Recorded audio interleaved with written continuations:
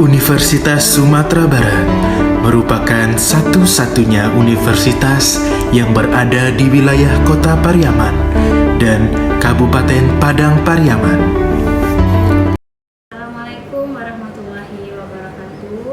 Perkenalkan, saya Bidan Yohana Suganda, SSTMK, salah seorang dosen tetap pada program studi kebidanan Fakultas Ilmu Kesehatan Universitas Sumatera Barat. Pada kesempatan ini, izinkan saya menjelaskan mengenai mata kuliah yang saya ampu pada prodi kebidanan, yaitu mata kuliah komplikasi kehamilan, persalinan, nifas, dan bayi baru lahir. Sebagai seorang dosen, saya sudah melaksanakan tridharma perguruan tinggi yang terdiri dari pengajaran, penelitian, dan pengabdian kepada masyarakat. Pada mata kuliah komplikasi kehamilan, persalinan, nifas, dan bayi baru lahir ini, mata kuliah ini berada di prodi D3 Kebidanan dan prodi S1 Kebidanan pada semester 2 dengan jumlah SKS 3 SKS dengan 2 teori dan 1 praktik. Metode pembelajaran yang saya gunakan yaitu dengan student center learning, di mana pembelajaran ini berpusat pada siswa dan mahasiswa dengan pendekatan pembelajaran yang memposisikan mahasiswa sebagai subjek pembelajaran bukan objek. Proses penilaian yang saya gunakan secara objektif dan saya juga sudah sampaikan kepada mahasiswa di saat kontrak perkuliahan di awal, dengan kriteria di mana tugas individu ataupun tugas diskusi sebanyak 20%, sikap 10%, ujian tengah semester 20%, dan ujian akhir semester 20%, serta praktikum 30%. Sedikit saya sampaikan mengenai deskriptif mata kuliah. Mata kuliah ini memberikan kemampuan kepada mahasiswa untuk melakukan deteksi dini kelainan pada kehamilan, persalinan, nifas, dan bayi baru lahir, serta dapat mendemonstrasikan penanganan awal serta melakukan rujukan kepada profesional lain yang relevan dengan kebidanan. Sedikit saya sampaikan mengenai CPL program studi, di mana pada CPL ini diharapkan nanti mampu menunjukkan kinerja mandiri, bermutu, dan teratur, serta mengambil keputusan secara tepat dalam konteks menyelesaikan masalah dalam bidang keahliannya berdasarkan hasil analisis informasi dan data.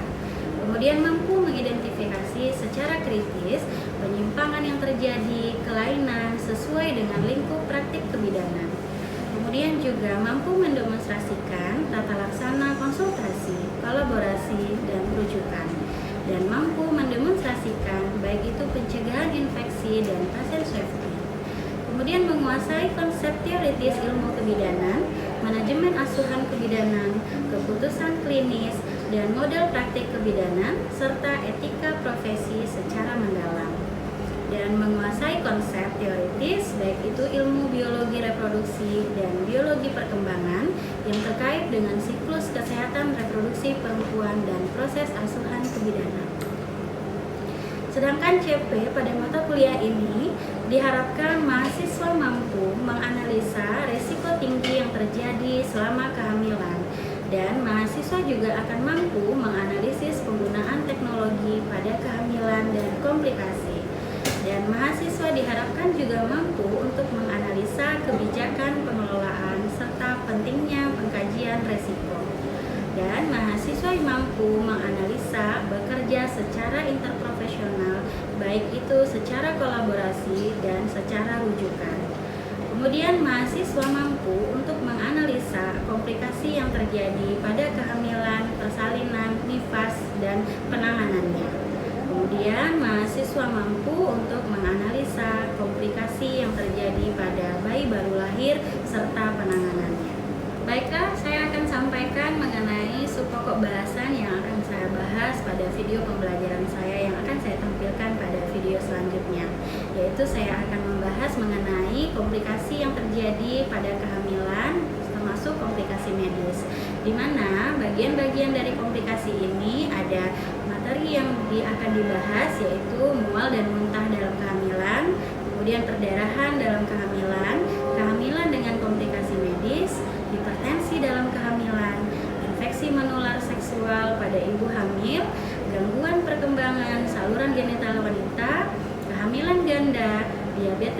fetus, polihidramnion, persalinan prematur, dan infeksi yang terjadi pada kehamilan seperti hepatitis dan TORCH, kemudian preteram kecil pada masa kehamilan, dan trauma persalinan.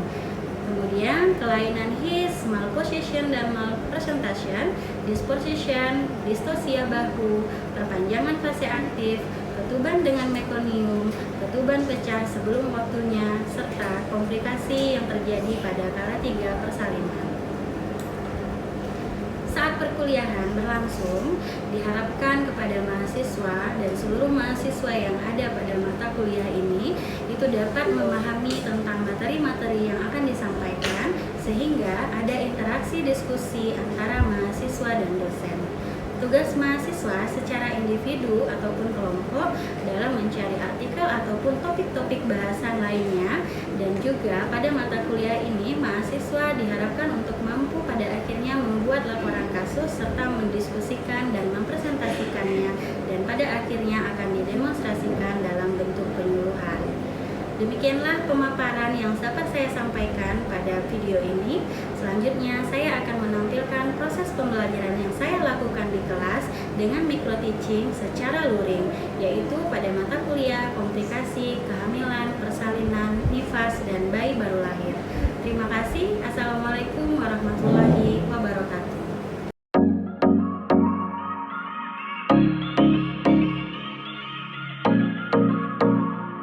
Assalamualaikum warahmatullahi wabarakatuh. Waalaikumsalam warahmatullahi wabarakatuh. Bagaimana kabarnya hari ini? Alhamdulillah baik, Bu. Kalau baik, pasti semangat untuk belajar pagi ini ya. Ya, Bu. Semangat, masih semangat ya? Masih, Bu. Sudah ya.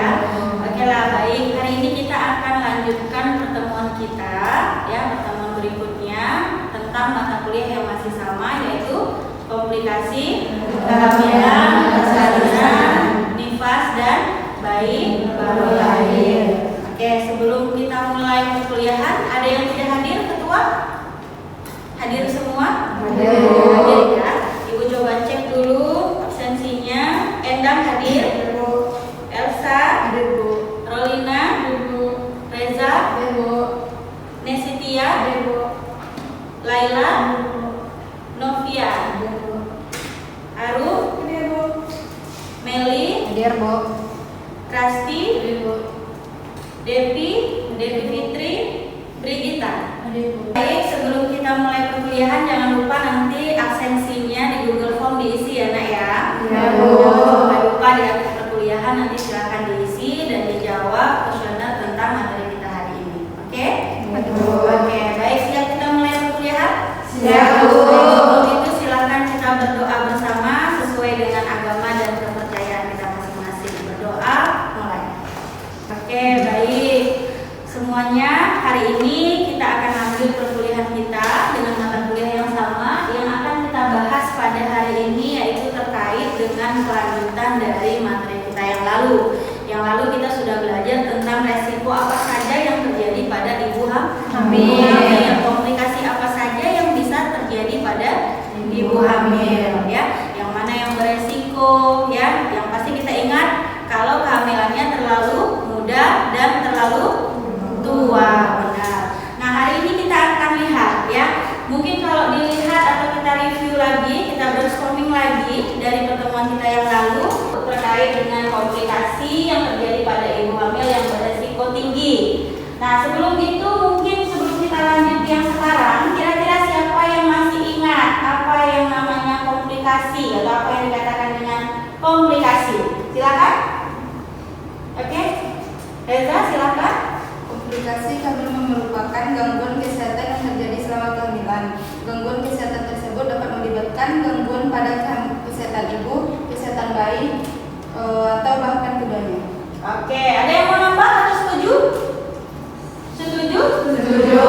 Jadi komplikasi itu nanti merupakan gangguan yang akan mempengaruhi kesehatan siapa saja? Bayi. Jadi kalau dia masih dalam kehamilan, yang akan dipengaruhi itu adalah kesehatan ibu dan janin. Oke, kita lanjut. Oke, ini dia. Jadi yang seperti disampaikan tadi oleh Reza, dimana kita tahu nanti akan muncul yang namanya gangguan ya, yang akan mempengaruhi ya, gangguan itu sendiri yang akan mempengaruhi kesehatan ibu dan bayi ataupun ibu dan janinnya. Nah, komplikasi itu juga akan menyebabkan kematian. Jadi bisa terjadi kapan saja, saat hamil, bersalin, nifas, dan bayi baru lahir ya. Oke, sebelum itu siapa yang masih ingat kehamilan ada berapa trimester? Kehamilan ada berapa trimester? Ada 3. Oke, kehamilan itu ada 3 trimester. Jadi trimesternya berapa saja? Trimester 1 itu dari usia 1 sampai 3 bulan, atau biasanya 1 sampai 12 minggu ya. Nah, kemudian ada yang namanya TS2. Itu dari 4 sampai 6 bulan, atau dari 12 sampai 16 sampai 24 minggu. Kemudian ada trimester ketiga. Ketiga mulai dari 7 sampai 9, atau sama dengan 28 sampai 36 minggu, atau bisa sampai ke 40 minggu. Oke, jadi kalau kita lihat, kita lanjut ya. Nah, kehamilan itu terbagi menjadi 3 trimester. Kita next dulu ya, kita lihat apakah benar atau tidak kehamilan itu. Nah, ini dia. Ada 3 trimester. Ada trimester pertama, trimester kedua, trimester ketiga yang kita jelaskan tadi. Kemudian pada tahap persalinan, kapan saja bisa terjadi komplikasi, mulai dari kala 1, kala 2, kala 3, dan kala 4. Nanti di masa nifas apa Bu? Bisa terjadi infeksi masa nifas. Oke, kita lanjut. Sudah paham sampai di sini? Sudah ya. Oke, kita lanjut. Nah, yang berikutnya kita akan lihat. Nah, ini.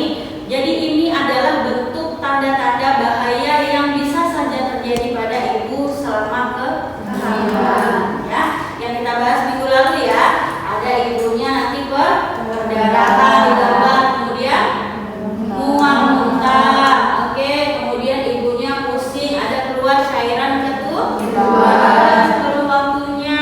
Kemudian apa lagi? Lihat ibunya kurus, berarti nafsu makannya berkurang. Biasa kita bilang kehamilan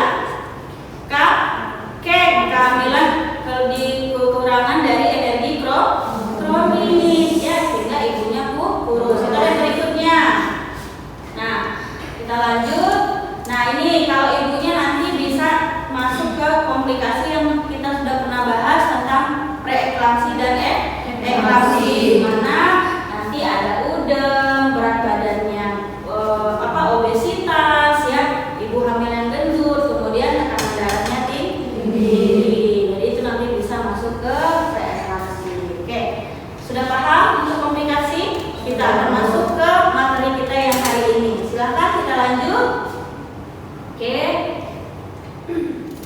Nah, ini dia yang akan kita bahas, yang tadi udem. Nah, ini yang trimester 1 ya. Jadi komplikasi yang bisa terjadi pada ibu hamil itu ada di setiap trimester ya. Nah, jadi ada hiperemesis gravidarum yang tadi digambar, ada kehamilan ektopik, ada penyakit ibu, jadi ibunya itu dengan penyakit. Kemudian juga ada melahidatidosa, ada abortus. Abortus iminen sudah paham ya, bahwa dia masih bisa kita pertahankan. Berikutnya kita lanjut yang namanya abortus tak terduga. Nah, yang namanya abortus tak terduga, nah itu kita tidak bisa diduga, tapi yang kita pahami adalah janinnya sudah meninggal ya, janinnya sudah meninggal, tapi ibunya sendiri tak ada keluhan, jadi dia nggak tahu gitu ya. Kemudian abortus yang berulang, nah ini biasanya didiagnosa abortus itu terjadi berulang-ulang kali ya, mungkin satu kali sudah pernah, besoknya masih lagi, besoknya lagi masih lagi. Itu yang tadinya abortus yang berulang, seperti penelitian ibu tadi. Sudah paham mengenai abortus? Sudah.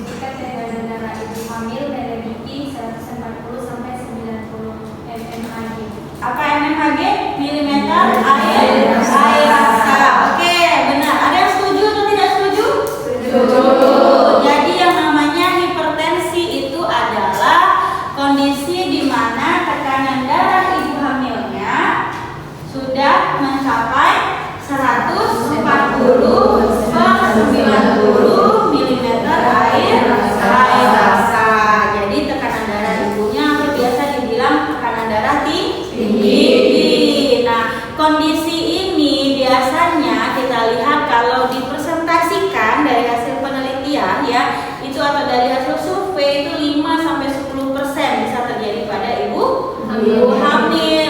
Walaupun sedikit gitu ya, walaupun terjadinya pada biasanya usia dari 20 minggu, namun kondisi ini merupakan salah satu tanda bahaya masa kehamilan ya. Jadi kalau kita sudah menemui pasien atau ibu hamil tekanan darahnya 140/90, kita sudah bisa berpikir atau menarik diagnosa bahwa ibunya hipertensi. Oke, sudah jelas hipertensi? Oke, boleh. Ada yang mau ditanyakan? Silakan. Silakan. Izin bertanya, Bu. Ya.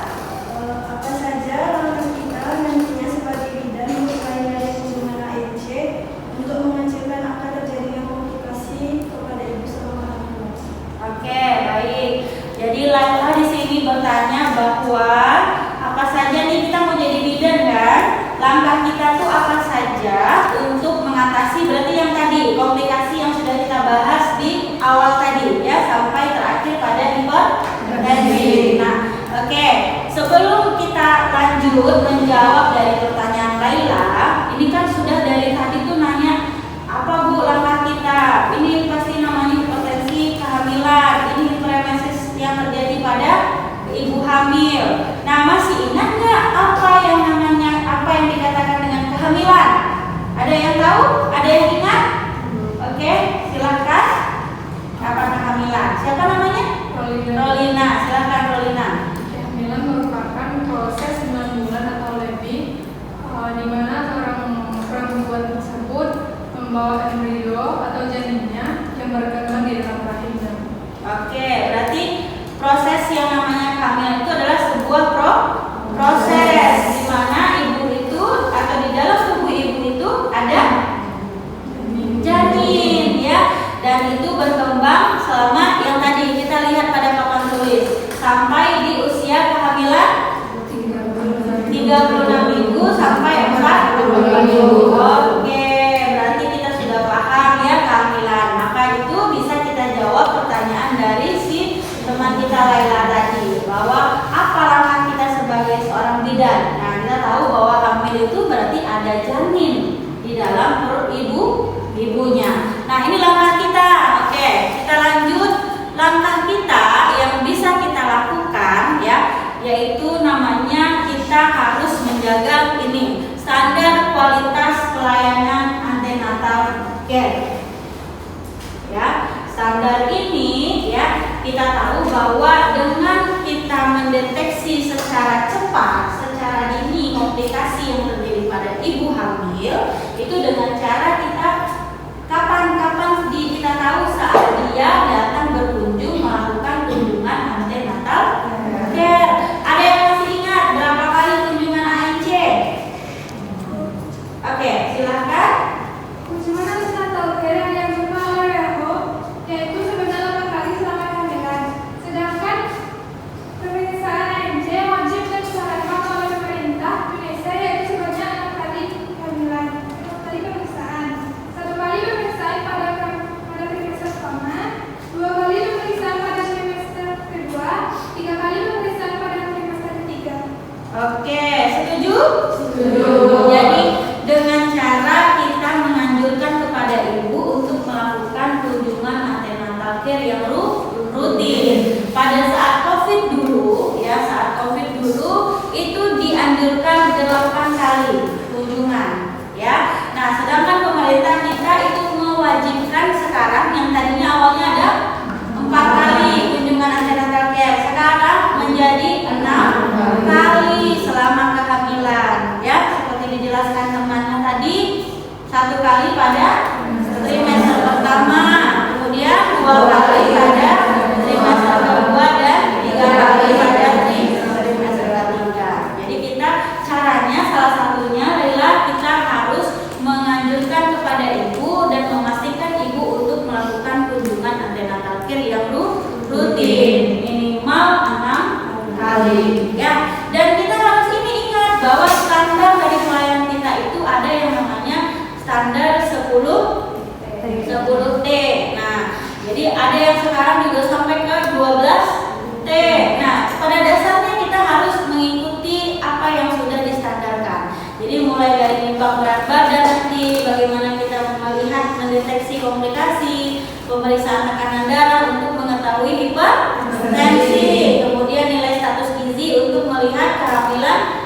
kekurangan energi kronik atau KEK tadi ya.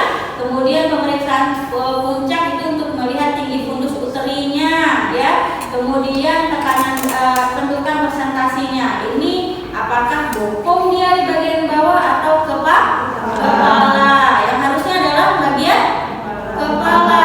Nah, kemudian nanti kita juga melihat detak jantung janin. Kalau tidak ada detak berarti bayi meninggal gitu ya. Kemudian screening untuk memberikan bagaimana ibunya akan mendapatkan yang namanya imunisasi TT ya. Kemudian juga kita lakukan pemberian terapi FE. Kemudian kita tata laksana kasus kalau nanti saat di poin 8 itu sekarang diwajibkan untuk melakukan yang namanya triple eliminasi pada ibu hamil. Nah, triple eliminasi ini itu adalah gunanya untuk mendeteksi atau kita bisa mengatasi yang namanya infeksi menular seksual ya pada ibu hamil atau IMS pada ibu hamil. Nah, dia nanti ada 3 langsung ancaman infeksi seperti HIV, kemudian sifilis dan hepatitis. Jadi wajib sekali pada ibu hamil untuk melakukan pemeriksaan triple eliminasi. Kalau terjadi nomor 8 yang tadinya ibu kotakin, saat kita lakukan tes laboratorium triple eliminasi ada salah satu infeksi tadi, maka kita langsung tata laksana kasus. Kita langsung segera ditangani. Kemudian temui cara kita konseling. Ya, karena apa? Karena pada ibu hamil yang misalnya ya contohnya waktu ibu melakukan penelitian. Nah, itu ada didapatkan ya ibu dengan IMS ya, ibu dengan infeksi menular seksual. Nah, untuk kita mengajaknya ya itu kan pasti malu tuh. Jadi kita nggak boleh sebarkan data. Misalnya contoh salah satu dari pasien kita HIV, cukup kita bidan yang tahu. Berarti kita harus segera melaporkan ke dinas kesehatan. Perawatannya itu khusus, tidak bisa dicampurkan dengan kita. Kenapa? Kita pakai misalnya handscoon bekas dia. Nah, nanti pindah lagi atau nanti kita sendiri yang bisa kena.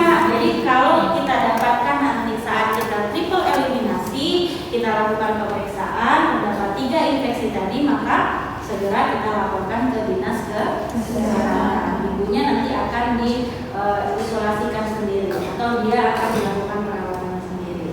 Nah, kita juga akan lihat di sini yang terpadu ya, antenatal care yang terpadu. Nah, jadi kalau ibu hamilnya melakukan ANC, maka ya poin seluruhnya masalah gizi, beresiko, komplikasi kebidanan, penyakit tidak menular ataupun nanti sampai penyakit menular dan gangguan jiwa itu bisa segera kita deteksi. Kalau ANC-nya bagus, ANC-nya rutin, maka si ibu juga akan sehat.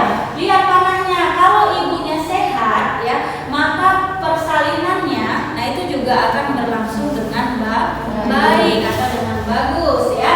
Nah, jadi kalau misalnya nanti saat ANC, contoh saat di persalinan yang bersih dan aman, kemudian perawatan bayi baru lahirnya juga bagus, maka yang namanya ada nanti kalau terjadi komplikasi pada si bayinya misalnya atau ibunya, itu bisa segera kita atasi, bisa kita segera rujuk. Kemudian persiapan persalinannya itu juga pasti aman. Jadi kalau mau kehamilan dan persalinannya aman, maka kita lakukan pemeriksaan kepada pelayanan kesehatan ya.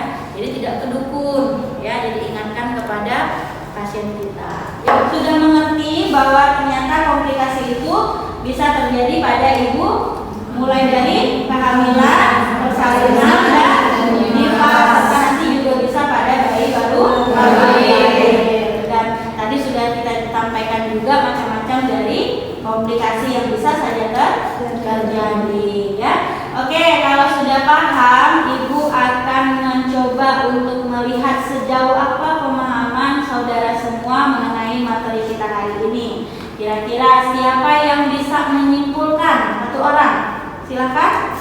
Oke, silakan. Komplikasi pada masa kehamilan itu pada trimester pertama ada parentesis gravidarum, kehamilan ektopik, penyakit ibu, molar hidosa, abortus. Dan trimester kedua ada penyakit ibu, HPD, HE, pertus, prematurus, dan preeklamsi. Pada trimester ketiga ada preeklamasi, HAP, gamedi, dan postnatal. Oke, baik. Ada lagi yang mau nambah? Sudah tepatkah? Sudah cukupkah? Apa saja komplikasi yang terjadi? Setuju dengan jawaban dari temannya?